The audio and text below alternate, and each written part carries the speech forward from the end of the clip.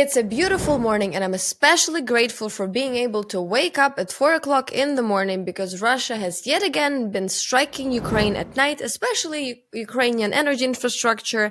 And as a result of this night, Russia has destroyed one of the largest Ukrainian thermal power stations. And I feel overwhelmed with joy and happy that I'm alive, underslept, very stressed out.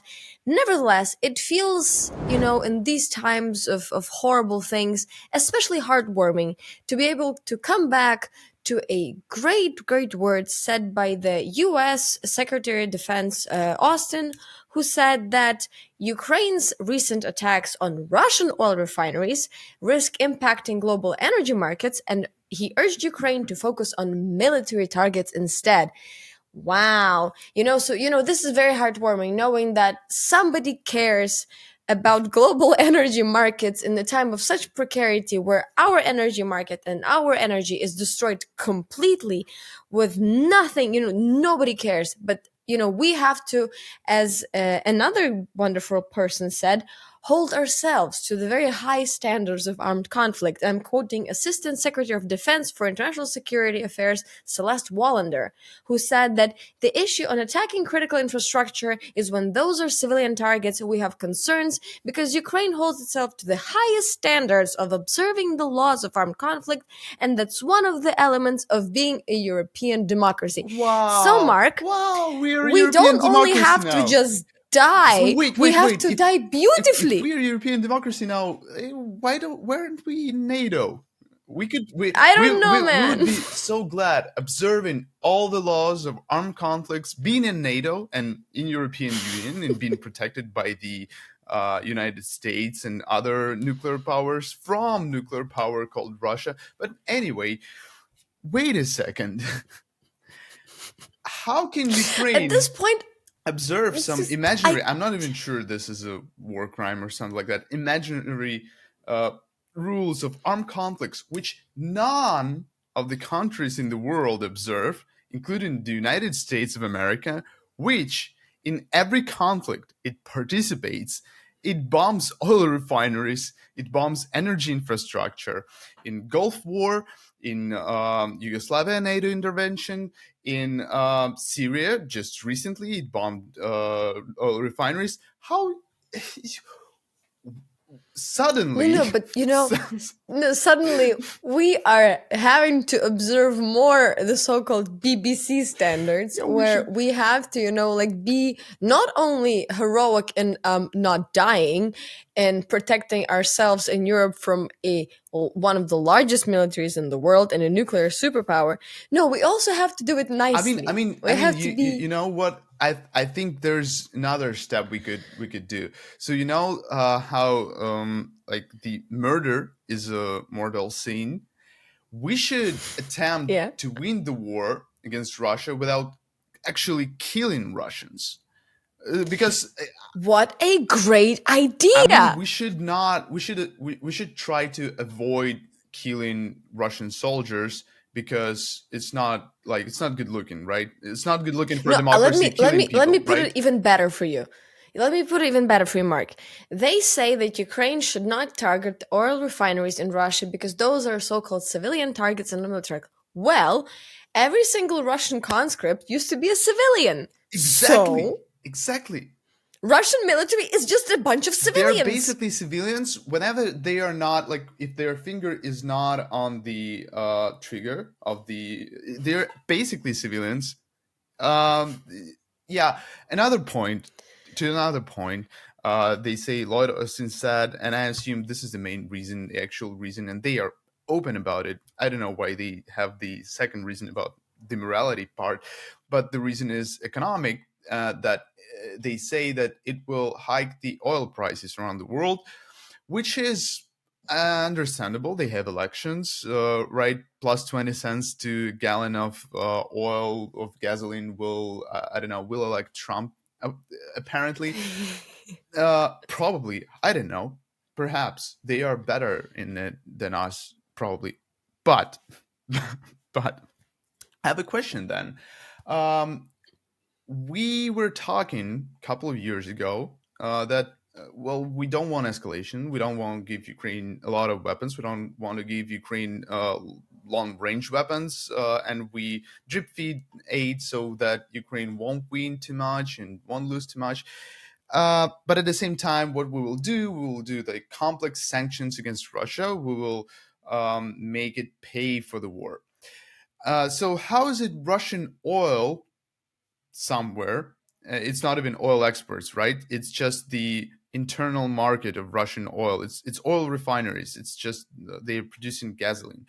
How does that impacting oil prices around the world if you apparently sanction Russian oil, right? Gee, man. I mean, Good. I'm Listen, not we should do the I'm not a thing PhD in again. economy. Yeah, it's big brain time. Yeah, but somehow targeting Russian oil refineries is not our job. It's U.S. sanctions job, right? And they are not Yeah, but successful in it.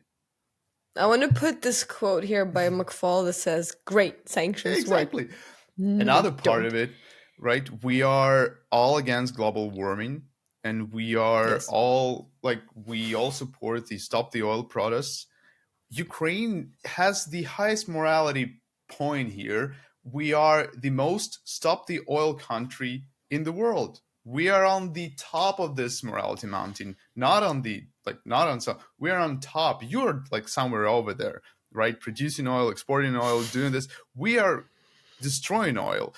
Um, I mean, what's the issue here? Greta Thunberg, please pay attention. Ukraine is your friend. We are destroying Greta, oil. Greta, by the way, is pro-Ukrainian.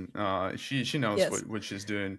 Kudos for Greta. Um, absolutely, yeah. So No, just if we talk about this, I love that people in the West talk a lot about how Russian gas and oil, all of that, economy funds the war, money for tanks kill Ukrainians, Russia bad. Okay, this is a whole thing. Nobody looks, or like I guess some people look at it from the side that, Russian military does use that gasoline produced in Russia to fuel the tanks that actually go to the Ukrainian battlefield. So even if you skip the entire economy argument, where you go, well, you can't do this because the gallon will get a bit more expensive and then the world's going to hell argument, we are actually, this is a legitimate military target because this is where Russian tanks get their fuel. This is how this works. We don't want Russian tanks to ride into the territory of Ukraine any further, so we have to make sure they don't have fuel. I know you know that tanks don't run on gasoline, and I know it's, they run on we're not talking something. about Well, chemistry here. We're it's just talking yeah. about a legitimate strategy of making sure that Russia has as little resources, like just resources, physical resources, to fight in this war, since sanctions don't work and Ukraine is not provided with enough weapons to actually destroy And the tank, so there's nothing to fuel. let's not I know this is very difficult for Mr. Austin to for Jake comprehend, Sullivan, who came to but Ukraine actually to ask. Let's not forget. Let's not forget that Ukraine aid is blocked in U.S. Congress, and Ukraine is on the path to losing the war because we don't have enough weapons. So I mean, like, if what, like, how dare you asking Ukraine and telling it how to fight at the same time having, I don't know, Israel, for instance, which is not like conditioned on how they fight the war, right? They oh no, they they're have not. normal No, morality they're not. point standpoint, right? And we here don't take sides in like in this particular episode. No, We and but Mark, we we don't are. take sides, Palestine or Israel, but we just compared the two situations where Israel has been kind of known for using some questionable tactics. Let's call it like Questionable that. Yeah, tactics. You see, I'm a Westerner. I use the fancy words. and Questionable which we are tactics. concerned about. Yes, we are very concerned about, but they don't get lectured on adhering to the higher standards of battle procedures, whereas Ukraine, that are striking, we don't kill civilians. We don't strike, unlike Russians, the 12-story building where civilians sleep at night peacefully in Kharkiv or Dnipro. No, But we are lectured on the morality of our war for survival against an enemy that wants us all dead by the same people who are honestly kind of responsible for not giving us anything to fight the military stuff, to be honest, to begin with. So yeah, this feels very nice. Thank you very much. I feel educated. Don't you feel, Mark? It was about the Yeah, high yeah. standards. I feel like I mean, probably perhaps you should rethink. Uh, I don't know. Fuck. I don't. I mean, like every sane person who saw these statements, who saw Jake Sullivan flying to Ukraine asking for that, like should be like, what the actual fuck is that? I mean, like it The doesn't thing make is any that sense at all. the same day that Jake Sullivan visited Kiev, when he actually left, when he was already, I guess, on Ukrainian-Polish border, there was a huge rocket strike in Kiev and other regions of Ukraine. It was one of the largest one of the year so far, and unfortunately, I guess he didn't get to witness it, so he didn't know. But it's funny that he just he didn't even make that connection. He was here at the time. He knew what was happening while he was going, and they still adhere to the whole uh please be nice shebang. I mean, Yeah, perhaps this doesn't help. the United States should also take this. I don't know, adhere to high morality Advice. standards, right? Vote for Ukraine aid, or sign the discharge petition to avoid going through some crazy people like Mike Johnson. Because 20 something Democrats still haven't signed this. Republicans who are pro Ukrainian apparently haven't signed the petition, which could give aid to Ukraine already. It's out there for a month. So you could do good stuff. You could do the right thing, etc. You could stop Ukraine from attacking oil refineries. You could stop Ukraine from doing anything. You could condition aid to Ukraine, which you did, if you provide it. I mean, that's it. And if anything, if you don't want to do it, if anything, as any Secretary of Defense or any politician in any part of the world, you should encourage Ukraine striking critical infrastructure in Russia, namely oil refineries, because this actually helping you while you're stalling and not giving weapons. So yeah, think about that. Also, perhaps you shouldn't be open about limiting Ukraine and talking about it in public.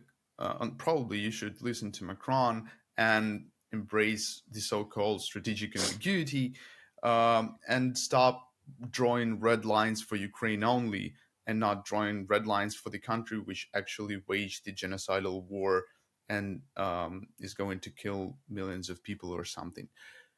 Good advice is, if you're, I don't know, Lloyd Austin or someone who listens to our podcast from the White House. Hopefully, I love how we assume we that White assume House and Lloyd Austin is watching this podcast. someone should. Mr. Austin, Mister if you are watching this, yeah, Mister please Biden, subscribe. please subscribe to our channel. Don't miss our new videos where we teach you how to do your job. Apparently, Yeah, we're the assholes who will tell you how it is. We're the assholes who don't want to die. yeah, Yeah, fucking please share this fucking video. horrible, fucking ignorant pricks who are just, doing this surviving stuff. Motherfucking Ukrainian on television. Bunch of assholes. Yeah, write in the comments below. What do you think of our advices? And see you next week. Bye. Bye.